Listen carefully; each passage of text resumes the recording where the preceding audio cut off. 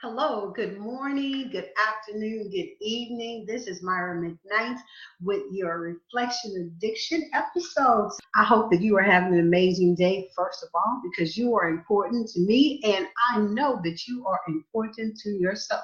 Today, I want to quickly talk about our process of being too optimistic about our mate, being too optimistic about the man that we have decided to spend our time and our life with, and the dangers of being too optimistic about that, especially if you are in a new relationship, because people will disappoint you, and truly in relationships with men, they do disappoint you. And some things don't always have to be big things. They can be small things, but they also can be a disappointment to you.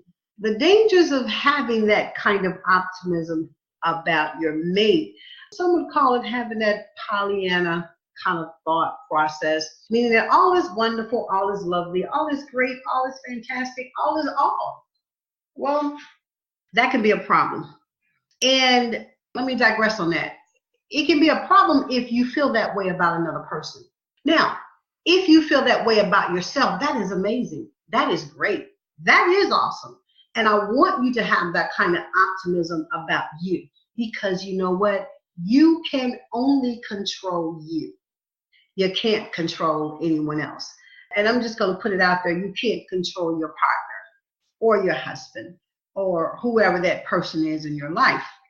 Being too optimistic leaves women in a bad situation, because when you get into that relationship, you assume, because you want it to be just the epitome of life, that this is all I need is to be with you and for you to love me and cherish me and hold me and kiss me and be with me and we can live happily ever after. No. People that have been married for 30, 40, 50 years, and I know people tout that, and that's great. But inside the circle, inside that, the label is 30, 40, 50 years of marriage, and it's a smiley face. But if you look into that cup, you'll find some disappointments, you'll find some heartaches, you'll find some ups and downs, you find some distrust in some areas, you find some I don't like you sometime, and I sometimes don't even love you. You'll find those things inside of that year-long marriage or relationship. And today, I have to keep saying this. Relationships are not like they were 50 years ago. 40 years ago. For one, people are getting married later, especially women. Women are married later. So you do good to have 25 years, 30 years tops if you're getting married at 40 years old or 45, what have you. And then again, if you get married that late, you might, at 40 years, at 30 years, might consist of two marriages or two long-term relationships. You have to look at relationships totally different. You have to look at where you are today and the experiences. And I know I say that a lot. What's your experience? Because the going in and expecting 60 years of marriage today, unless you live in an isolated territory, or isolated country, or in a sect or a cult or an organized kind of situation where you don't get the outside world or see the outside world, the chances of living or having a healthy 60-year marriage are really not there. And statistics are showing that young people aren't marrying. They're shacking up, and they've been doing that. But the commitment level is not like it used to be, because you have to work so hard at being married and being in a relationship. 50 years ago, they didn't have to work that hard because it was only nothing for them to do. There was no social media. There was no strip club. There was no men's review. There were not all the things that came into play to go against a relationship. There was always so many distractions. There weren't as many distractions as there are today. So you have to create the relationship lifestyle that is good for you, that's going to fit for you today. Women were not working as much 50 years ago, 40, 30 years ago. Women stayed at home a lot. Women didn't have careers. Women didn't stand up in their superpowers. Women didn't talk back. Women didn't cheat. Women are cheating now. So a lot of things are different in relationships today. And so I don't want you to have that Pollyanna kind of mindset that's so optimistic, is that My man is it. He is it. He is the epitome of it. And he could never do that, and he would never do that. And it's not like you're throwing bad blood on your man or anything like that. It's that you have to have more optimism about yourself and about you and about where you're going. Because the most important thing I want to say to you today is men will fail you. People will fail you.